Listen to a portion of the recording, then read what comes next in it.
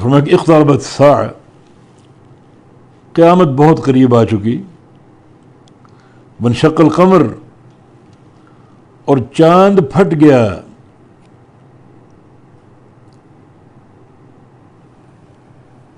دو ٹکڑے ہو گیا، دو لخت ہو گیا۔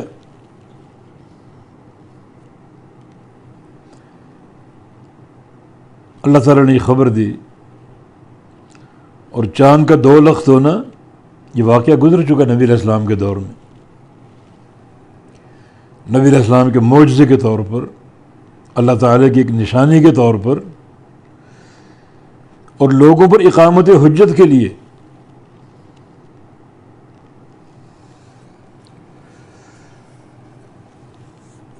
یہ شق قمر جو ہے، چاند کا پھٹنا یا چاند کا دو لخت ہونا، یہ نبی علیہ السلام کے دور میں ہو چکا اور گزر چکا۔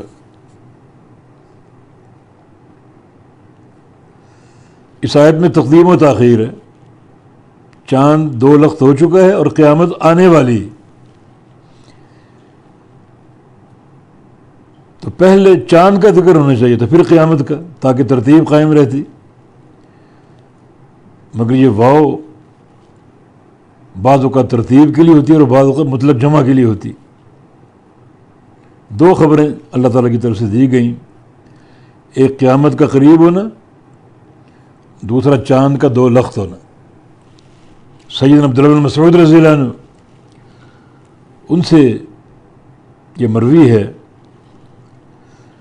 واضح ہے کہ انشق القمر علی عہد النبی صلی اللہ علیہ وسلم فرقتین، نبی علیہ السلام کے دور میں چاند دو ٹکڑے ہوا،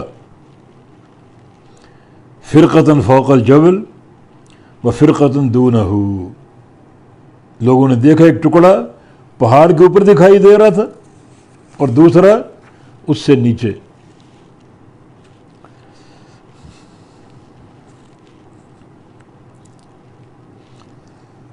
تو یہ واقعہ ہو چکا ہے۔ بعض علماء نے شق قمر کی روایتوں کو متواتر قرار دیا اور صحیح سند سے یہ معجزہ ثابت،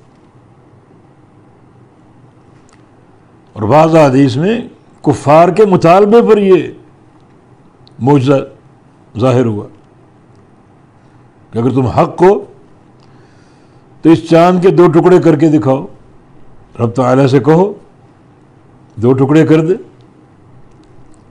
اگر واقعی تم حق پر ہو۔ تو نبی علیہ السلام نے دعا کی کہ یا اللہ یہ نشانی اپنی دکھا دے، تو ہر شے پر قادر۔ تب اچانک رات کے وقت دنیا سو رہی تھی، کچھ لوگ جاگ بھی رہے تھے، یہ معجزہ رونما ہوا اور چاند دو لخت ہوا۔ مکہ کے دو پہاڑوں پر، پہاڑوں سے اوپر چاند کو دیکھا گیا، دو ٹکڑے۔ یہ واقعہ ہو گزرا ہے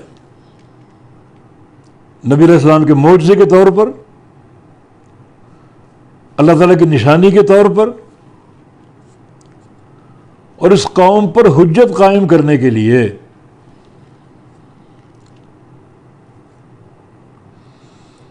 کچھ لوگ اس کا انکار کرتے ہیں،